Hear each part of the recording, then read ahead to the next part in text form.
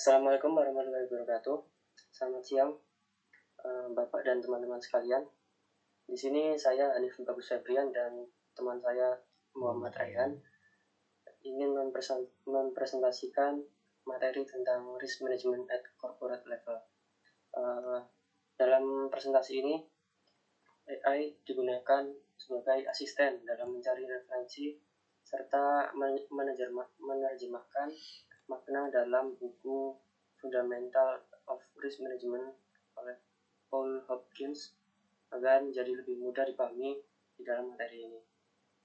Next. Yang pertama, apa sih itu korporasi? Korporasi adalah entitas bisnis berbadan hukum dengan struktur organisasi formal, dapat berbentuk perseroan terbatas atau perusahaan publik dengan kepemilikan saham. Tujuan utama dari korporasi adalah untuk memastikan dan menciptakan nilai bagi pemegang saham untuk keberlanjutan suatu bisnis. Kemudian karakteristik dari korporasi adalah memiliki identitas hukum terpisah dari pemiliknya, kepemilikan berdasarkan saham, dan dapat mengakses pendanaan lebih luas termasuk dari pasar modal.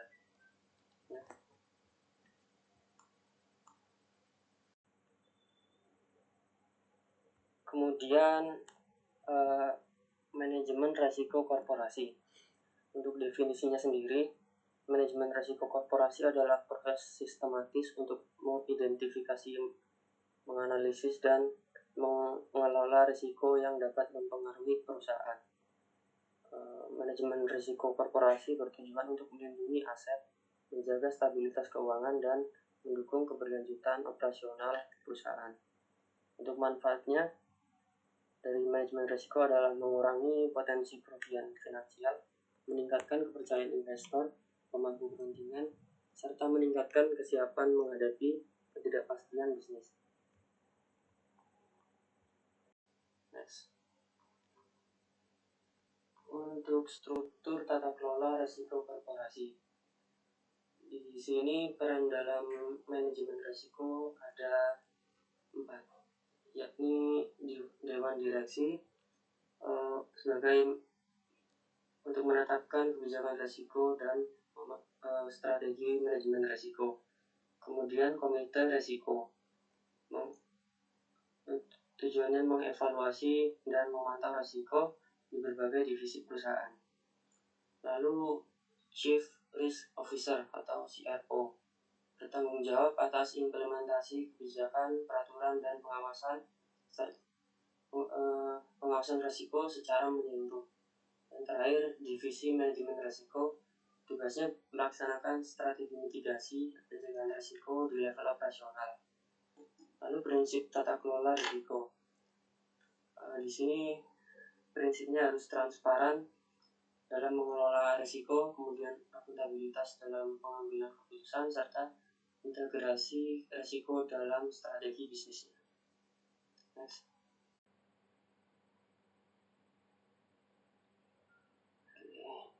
Kemudian pendekatan manajemen risiko. Di bagian kiri terdapat sebuah kubus, yakni bernama CRO Cube.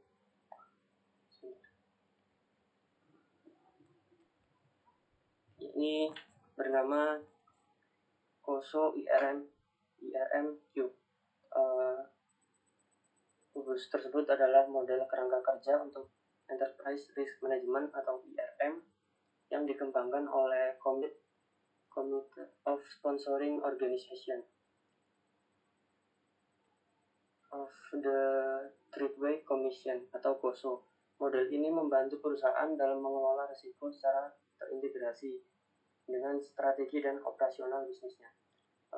Di bagian sisi depan dari kubus tersebut menunjukkan proses manajemen risiko, yaitu internal environment atau budaya risiko dan etika perusahaan, kemudian objective setting, yakni penetapan tujuan yang selaras dengan risiko, kemudian event identification, atau identifikasi faktor internal dan eksternal yang berpotensi menimbulkan resiko. Kemudian risk assessment atau penilaian dari dampak atau kemungkinan resiko yang terjadi. Lalu risk response atau strategi menghadapi resiko seperti mengurangi, menghindari, mentransfer atau menerima. Lalu ada control activities, yakni kebijakan dan prosedur untuk mengelola resiko. Lalu information and communication, penyebaran informasi resiko dalam organisasi. Lalu monitoring atau evaluasi dan pemantauan efektivitas manajemen resiko. Kemudian di bagian atas dari kubus tersebut ditunjukkan kategori tujuan korporasi. Yang tujuan utama perusahaan dapat dipengaruhi oleh resiko, strategi, operasi, reporting atau akurasi laporan keuangan, lalu compliance atau resiko kepatuhan terhadap hukum dan regulasi. Kemudian di bagian samping terdapat tingkat entitas. Di situ menunjukkan bagaimana manajemen risiko diterapkan pada berbagai tingkat organisasi, yakni ada entity level atau risiko yang berdampak pada keseluruhan organisasi, kemudian divisi, risiko yang spesifik pada divisi tertentu perusahaan, lalu business unit, yakni risiko di tingkat unit bisnis dan departemen, dan terakhir subsidiary atau resiko yang terjadi di anak perusahaan.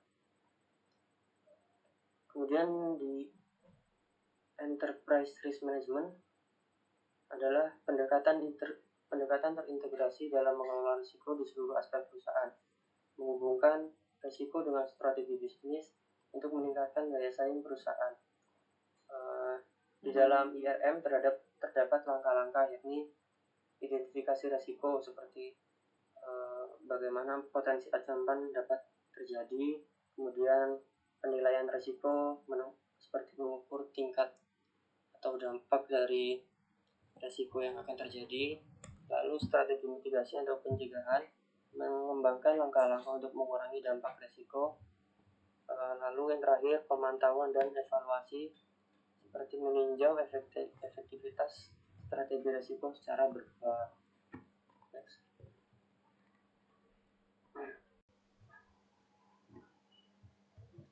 Kemudian risiko di perusahaan.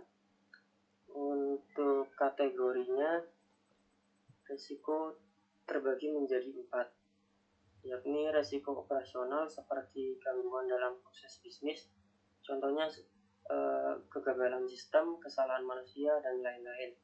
Yang kedua, risiko keuangan. Risiko keuangan mencakup seperti fluktuasi pasar, gagal bayar, likuiditas rendah, dan lain-lain. Yang ketiga, risiko strategis. Biasanya kesalahan dalam pengambilan keputusan bisnis jangka panjang. Yang terakhir, risiko kepatuhan. Risiko kepatuhan mencakup pelanggaran regulasi atau hukum yang berlaku. Next.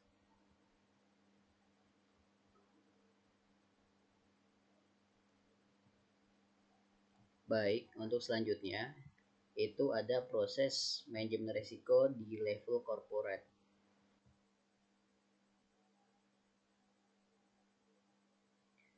Dalam level corporate itu terbagi menjadi 3 level.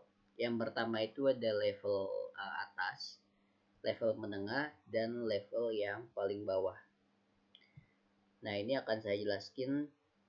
Untuk yang level awal atau level atas itu adalah di mana manajemen risiko itu dilihat dari tingkat tertinggi atau tingkat korporasi.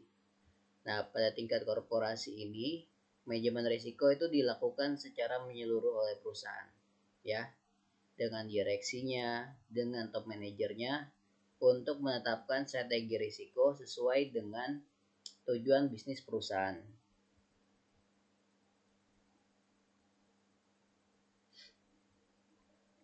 Jika sebuah perusahaan menggunakan strategi cost leadership atau kepemimpinan biaya, maka keputusan manajemen risiko di level atas atau corporate view-nya itu akan berfokus pada kebijakan untuk menjaga biaya agar tetap rendah gitu ya. Seperti meminimalkan risiko-risiko yang membuang biaya atau menekan biaya agar tidak terjadinya hal-hal yang tidak diinginkan untuk tercapainya strategi cost leadership ini.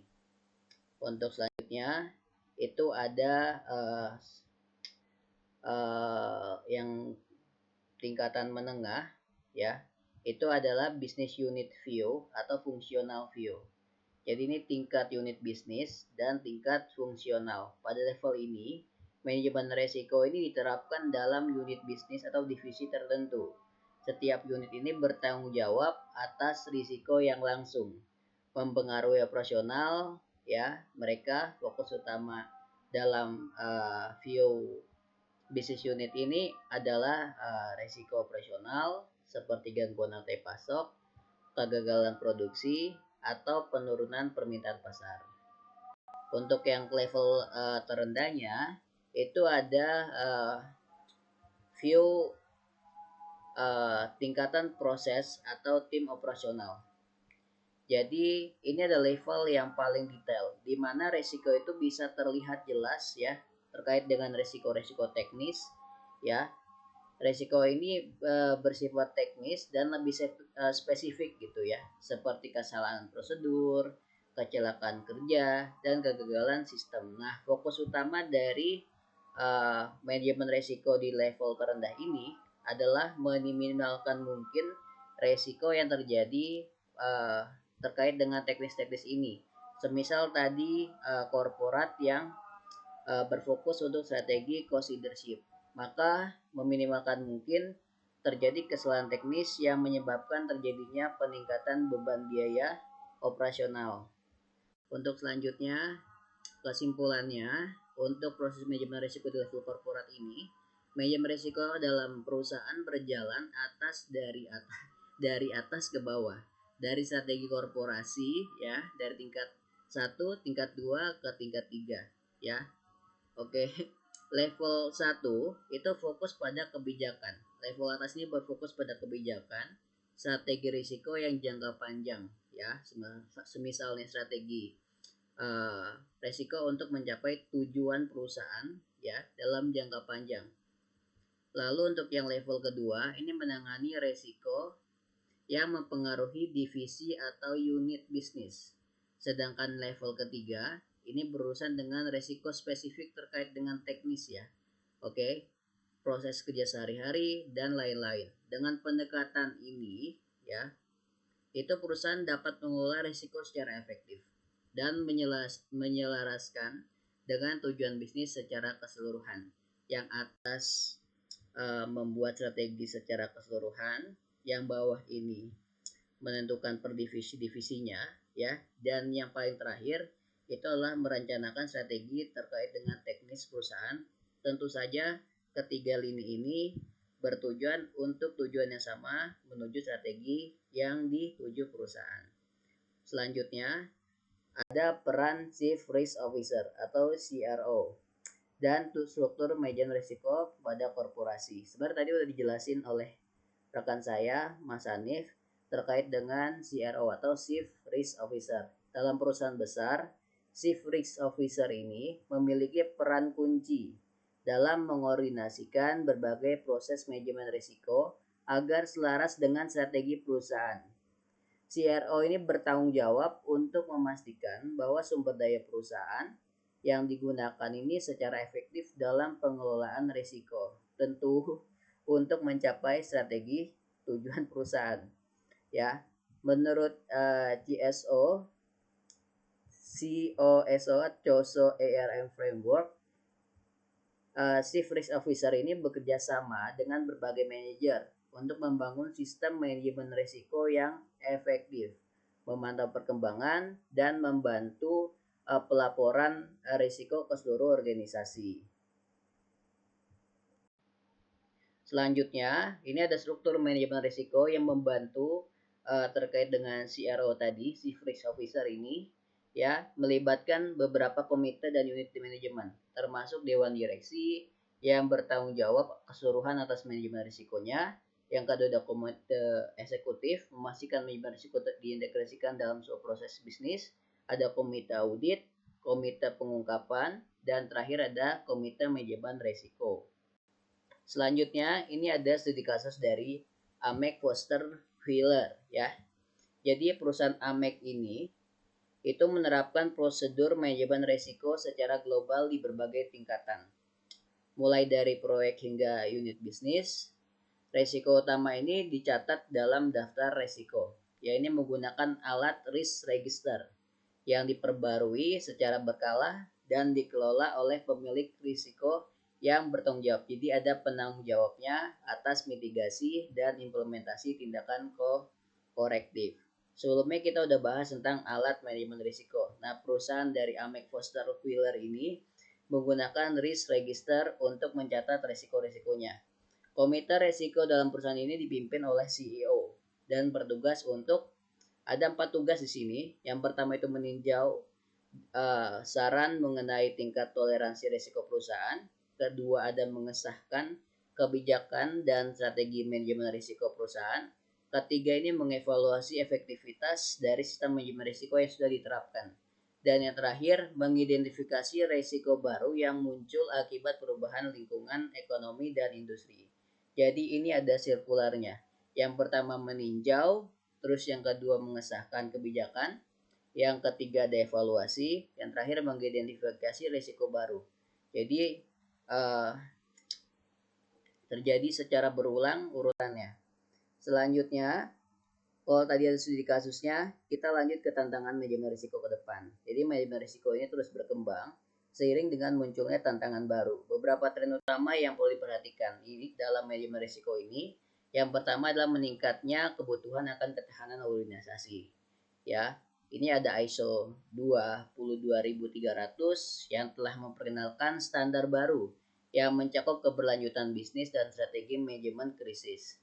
Lalu yang kedua ada integrasi risiko dengan tata kelola perusahaan. Perusahaan semakin sadar bahwa manajemen risiko tidak bisa berdiri sendiri. Harus diintegrasikan dengan strategi bisnis dan kepatuhan regulasi. Ketiga ini ada teknologi ya dari dan optimasi dalam manajemen risiko. Yang terakhir ada tantangan yang paling cukup lumayan kompleks yaitu risiko ya yang semakin besar nih sekarang ya, semakin kompleks. Ya ada perubahan iklim yang tidak bisa kita atur, ada ketidakstabilan geopolitik, keamanan cyber ya yang sekarang lagi muncul terbaru. Itu dia tantangan-tantangannya. Lalu di akhir dari presentasi ini aku saya ingin membuat suatu kesimpulan.